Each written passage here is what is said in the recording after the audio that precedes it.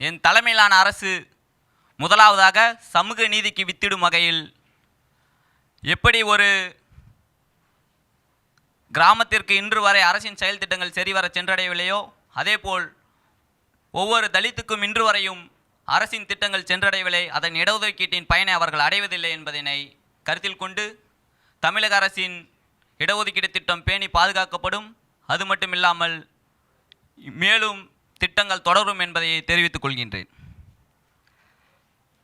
மற்றும் நாடாளுமன்றத்தில் மாநிலங்களவையில் இடஒதுக்கீடு வேண்டும் என்பதை எனது தலைமையிலான அரசு நமது தமிழக அரசு முறையிடும் என்பதனையும் இத்தருணத்தில் தெரிவித்துக் கொள்கின்றேன். விவசாயத்திற்கு என தனி பட்ஜெட்டை நமது அரசு கொண்டு வரும். அரசு பள்ளி கல்லூரிகளில் ஸ்மார்ட் போர்டு எஜுகேஷன் விரைவில் அறிமுகப்படுத்தப்படும். அதற்கான திட்டத்தையும் இங்கு கையெழுத்திட இருக்கின்றேன். வீட்டிற்கு ஒரு தொழில் முனைவோரை நிச்சயமாக நமது தலைமையிலான அரசு உருவாக்கும் என்பதையும் தெரிவித்துக் கொள்கின்றேன். சிறு குறு தொழில் வளர்ச்சியில் உலக அளவிலான நமது தமிழக தொழிலை மேம்படுத்த இணையதள வசதியின் மூலமாக உலகளாவிய விற்பனை மையம் அமைக்கப்படும். அரசால் கட்டப்படும் கட்டடங்கள் மற்றும் அனைத்தும் சில கட்டிடங்கள் தனியார் இடத்தில் வாடகைக்கு இருப்பதை மீட்டெடுத்து அரசின் சொந்த கட்டிடமாக மாற்றப்படும். அவை அனைத்தும் ISO தரச்சான்றிதழ் மிக்க கட்டிடங்களாக அமைக்கப்படும். அரசு நூலகங்கள் மறுசீரமைப்பு செய்யப்பட்டு நூலகங்கள் புதிதாகவும் திறக்கப்பட்டு அனைத்திலும் ஸ்மார்ட் போர்டு எஜுகேஷனை போன்று சிறப்பான செயல் திட்டங்கள் கொண்டு வரப்படும். தமிழ் உள்ளிட்ட அங்கீகரிக்கப்பட்ட 22 மொழிகளையும் மத்திய அரசின் நிர்வாக மொழியாக கொண்டு வர எனது தலைமையிலான அரசு தீர்மானம் நிறைவேற்றி மத்திய அரசிடம் முறையிடும். திருநங்கைகளுக்கு சம உரிமை வழங்குவதற்காக பல சீரிய திட்டங்களையும் அவர்களுக்கான வட்டியில்லா கடன் திட்டங்களையும் எனது தலைமையிலான அரசு அறிமுகப்படுத்தும் என்பதையும் தருணத்தில் தெரிவித்துக் கொள்கின்றேன். மேலும் சட்டம் அறியாமை மன்னிக்க இயலாது என்று நம் சட்டத்தில் குறிப்பிடப்பட்டுள்ளது. ஆகையால் ஒவ்வொரு கிராமங்களிலும் சட்ட கல்வி மையம் மட்டுமல்லாமல் சட்ட விழிப்புணர்வு மையங்களை ஆரம்பித்து நடத்துவேன். நான் மாடர்ன் சிட்டியில் நுங்கம்பாக்கத்தில் இருக்கவர் இந்த பேச்சை கேட்டால் ஓட்டு போடுவாரா? இந்த திட்டத்துக்கெல்லாம் ஓட்டு போடுவாரா? சென்னை தான் ஒரு பெரிய ஒரு குறைந்தபட்சம் 60 லட்சம் பேர் இருக்கிற ஒரு 70 லட்சம் பேர் இருக்கிற இதில் ஓட்டு கிடைக்குமா? இந்த கோரிக்கையெல்லாம் வச்சா இந்த மாதிரி ஒரு முதல்வர் பேசினா அவன் கண்டிக்க மாட்டான். டிவியை சுவிட்ச் ஆஃப் பண்ணிவிட்டு MTV பார்த்து இது V சேனல் பார்ப்பான். அவனோட ஏன் கனெக்ட் இல்லை? ஏன் நகர்மயம் மீது அவ்வளோ எதிர்ப்பு? நமக்கு தமிழ்நாடு அர்பன் ஸ்டேட்டுன்னு சொல்கிறோம், ஆனால் அர்பன் மீது நமக்கு ஏன் அவ்வளோ கோபம்? 69% இடஒதுக்கீட்டுக்கு இன்னமும் வழக்கு இருக்குது உச்சநீதிமன்றத்தில். நாம் வந்து 69%ன்னு சொல்லிவிட்டு மருத்துவக் கல்லூரிலையும் பொறியியல் கல்லூரிகளையும் சீட்ஸை எண்ணிக்கையை கூட்டிக்கிறோம். 100ன்னு இல்லாமல் 100க்குன்னா 69 நம்ம கொடுக்கணும். அதை வந்து என்ன பண்ணிடுறோம், அந்த 50க்கு இது இருக்குல்ல +19 அதுக்கு சீட்ஸை நம்ம 100க்கு மேலே அதிகரிச்சுக்கிறோம். அப்படி தான் கொண்டு போயிட்டு இன்னமும் பேலன்ஸ் பண்ணிகிட்டு இருக்கோம். உண்மையான 69 நம்ம கொடுக்க முடியல. ஏன்னா ஒரு கேஸ் இருக்குது. நீங்கள் அந்த 69% வழக்கு ஒன்று நின்றுக்கிட்டு இருக்கு. தமிழ்நாட்டுடைய ஒரு சமூக நீதியின் தாய்மடின்னு சொல்கிற இடம் தமிழ்நாடு. நீங்கள் அதை தான் சொல்கிறீங்க. அங்கேருந்து தான் நான் எல்லாருக்கும் கிடைக்கிற பண்ணுவேன், குறிப்பாக தலித் மாணவர்களுக்கு கிடைக்கல, தலித் மக்களுக்கு கிடைக்கலைங்க. இப்போ இந்த 69க்கு தலித் மக்களும் உள்ளடங்கிய அந்த 69%க்கு ஒரு சட்ட ரீதியான பிரச்சனை இருக்கும் பொழுது இது இப்படியே தள்ளி போட்டுக்கிட்டே போகிறாங்களே. நான் என்ன பண்ணுவேன்னு நீங்கள் சொல்லியிருந்தீங்கன்னா எங்களுக்கு ஒரு புது விஷயம் கிடச்சிருக்கும். அதை தாண்டி நீங்கள் தமிழ்நாடு எப்படி பார்க்கணும்னா, பஞ்சாப்லேயும் தமிழ்நாட்டும் ஒரு எழுச்சி நடந்துச்சு போஸ்ட் இண்டிபெண்டன்ஸில். பஞ்சாபினுடைய எழுச்சி விவசாயிகள் சார்ந்தது, வெறும் விவசாயிகள். அவங்க எல்லாமே இணைக்கப்பட்டது கோல்டன் டெம்பிள், அதாவது சமயம் சார்ந்த ஒரு இணைப்பு. புரியுதுங்களா? இந்த 2 இணைப்பில் அவங்க ஒரு பொலிட்டிக்கல் பவர் பண்ணாங்க. தமிழ்நாட்டில் அரசு ஊழியர்கள், ஆசிரியர்கள், வழக்கறிஞர்கள் மூலம் கட்டமைக்கப்பட்டது தமிழர் இது. மற்றும் மொழி கொள்கை கல்ச்சுரல், இதுக்கு நமக்கு கண்டினியூஸ் ஹிஸ்ட்ரி இருக்குது. புரியுதுங்களா? இது 2யும் இந்த படித்தவங்க முன்னால் வச்சாங்க. அண்ணாவினுடைய சீடர்களில் நிறைய பேர் வழக்கறிஞர்கள்.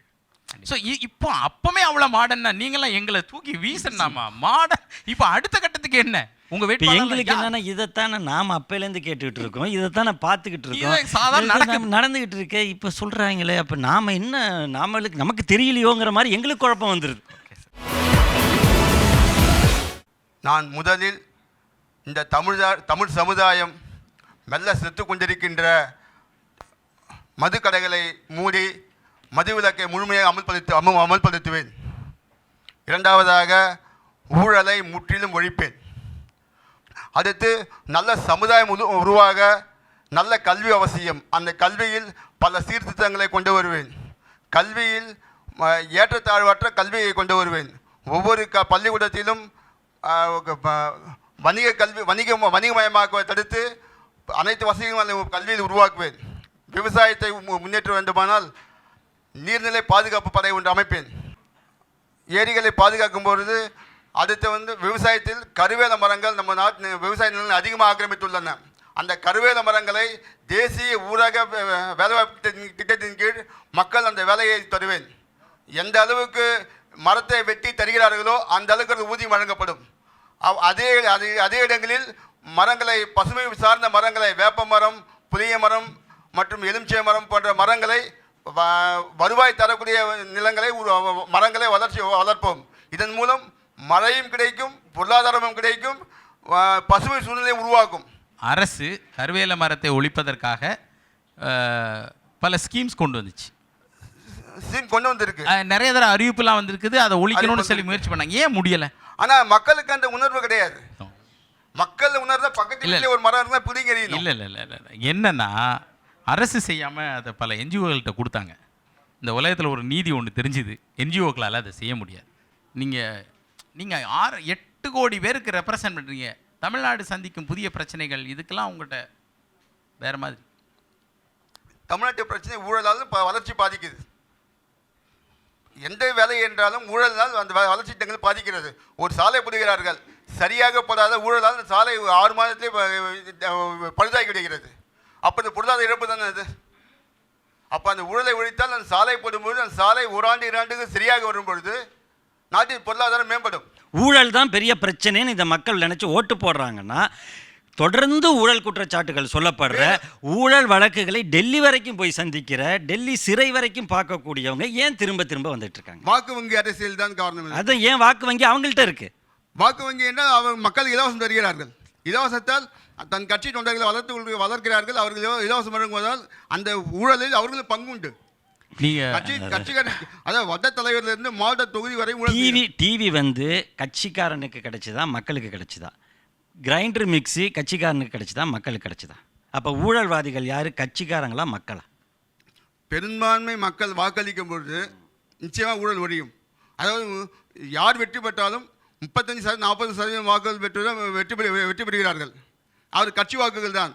ஆனால் இவர்கள் விரும்பாத 60% பேர் இருக்கிறார்கள். அந்த 60% தனித்தனியாக இருக்காங்க.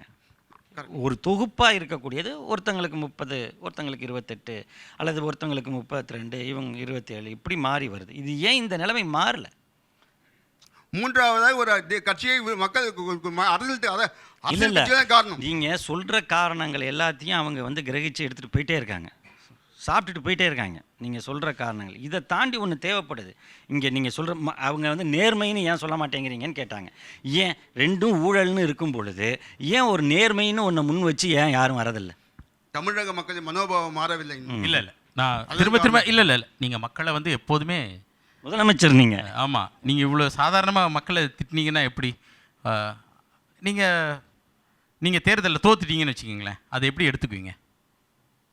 மக்கள் உங்களுக்கு வாக்களிக்கல, தோத்துட்டீங்க. என்ன திட்டங்கள் தோல்வி என்று எடுத்துக்கொள்வேன். ராமலிங்கம் சார் என்ன பண்ணுறீங்க? நான் உணவகம் வச்சுருக்கேன். ஓ, உணவகம். ஆக்சுவலி உங்களை மாதிரி ஆளுங்களாம் நல்ல சிட்டிசன்ஸ். நான் உணவே மருந்தே உணவு வச்சு செஞ்சுட்டு இருக்கேன். ஓகே, நான் உங்களை மாதிரி ஆள்லாம் நல்ல குடிமகன் சொல்கிறேன். என்ன காரணம்னா, இந்த மாதிரி ஒரு நல்ல எண்ணம் இருக்குது இல்லையா, அதுக்கு திட்டம்லாம் உங்கள்கிட்ட இல்லை. இப்போ நான் முதலமைச்சர் கேண்டிடேட் மாதிரி ஒருத்தரை அவங்கள தேடிட்டு இருக்கேன். உங்கள்கிட்ட ஒரு சாதாரண குடிமகன்கிட்ட இருக்க ஒரு நல்ல எண்ணம் இருக்குது. நம்ம பெரும்பான்மையான இந்தியர்கள் இப்படி தான், நம்ம ஊரில் இதெல்லாம் நடக்கக்கூடாதுப்பா அப்படிங்கிற இந்த நல்லெண்ணம் உங்களை இந்த நாட்டுக்கு உங்களை மாதிரி ஆளுங்க, குட் இன்டென்ஷன் உள்ளவங்க. கருவேல மரத்தை ஒழிக்கிறதுக்கு முடியலை இன்னைக்கு வரைக்கும், ஆனால் ஒழிக்கணும்னு ஒருத்தன் நினைக்கிறான் பாருங்க, அது சரியான ஸ்டாண்ட். ஆனால் நான் இந்த போட்டியில் எதிர்பார்க்கிறது அதை ஒழிக்கணுங்க, இதை ஒழிக்கணுங்கன்னு சொல்கிறதெல்லாம் ஒரு பொதுவான பேச்சு. அதை தாண்டி அந்த இடத்துல நீங்கள் மார்க்கின் அடிப்படையில் தோத்துட்டீங்க, மனிதருங்கிற அடிப்படையில் நீங்கள் பெரிய வெற்றி பெற்றீங்க.